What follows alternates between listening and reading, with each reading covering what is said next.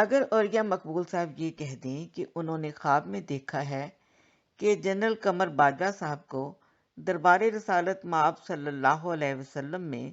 ایک فائل کی شکل میں آرمی چیف بننے کی نوید سنائی گئی ہے تو یہ قوم بڑی خوشی سے مان لے گی۔ اور اگر ایک عورت یہ کہے کہ حضرت صلی اللہ علیہ وسلم نے اس کو خواب میں آ کے فرمایا کہ اپنے خاوند سے طلاق لے کر فلاں بندے سے شادی کر لو، تو یہ قوم یہ بات بھی مان جائے گی۔ اور اگر کوئی یہ کہہ دے کہ اس کو رسول اللہ صلی اللہ علیہ وسلم نے خواب میں پستول دے کر فرمایا کہ فلاں بندے کی جان لے لو، تو یہ بھری عدالت میں اس کی جان لے لے گا، اور پھر اس قاتل کو غازی بنانے میں یہ قوم دیر نہیں لگائے گی۔ مگر یہ قوم نہیں مانے گی تو یہ بات نہیں مانے گی۔ آپ کو تعجب ہوگا، پاکستان کا پہلا جو وزیر خارجہ تھا ظفر اللہ،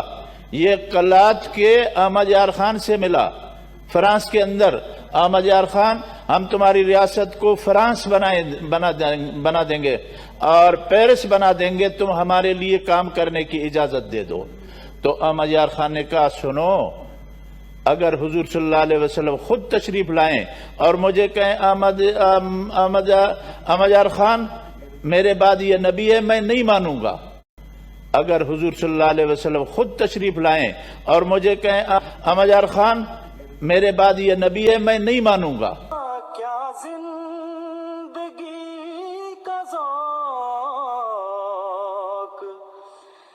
اگر وہ نہیں ملا، لعنت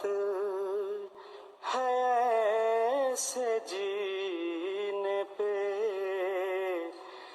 گر اس سے